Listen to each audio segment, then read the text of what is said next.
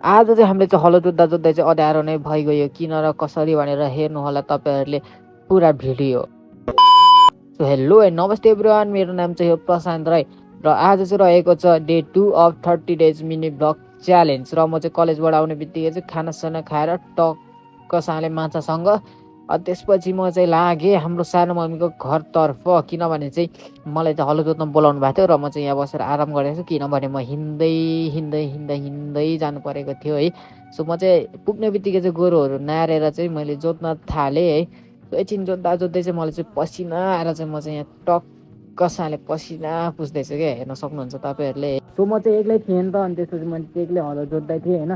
गोरु सोरुहरू यता रोकाएर मैले चाहिँ टक्क लाएर पानी पिउन थालेँ है। एकछिन आनन्द लिएँ चिलमा है।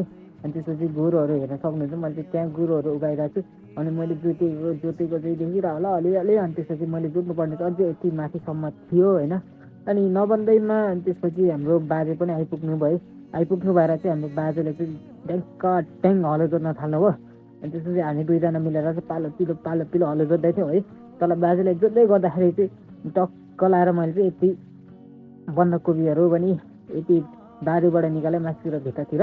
अनि आफ्नै सानो मम्मीको दोकान त हो होइन, के गर्नु गाइस होइन, आफै खाजा साजा लिनु पनि आउनु परेछ होइन। अनि म चाहिँ खाजा लिन आएँ। अनि हेर्न सक्नुहुन्छ तपाईँहरूले खाजा चाहिँ। अनि हलो जोत्दा जोत्दै चाहिँ अँध्यारो भएर चाहिँ मैले भिडियो बनाइनँ किनभने हलो जोत्न चाहिँ एकदमै धावा भइरहेको थियो नि त। अनि त्यसपछि चाहिँ मैले गोरु सोरु फुकाएर चाहिँ यता बाँधेर पानी दिन थालेँ है। आजको लागि यति नै, हस्त टाटा बाई बाई गाइस।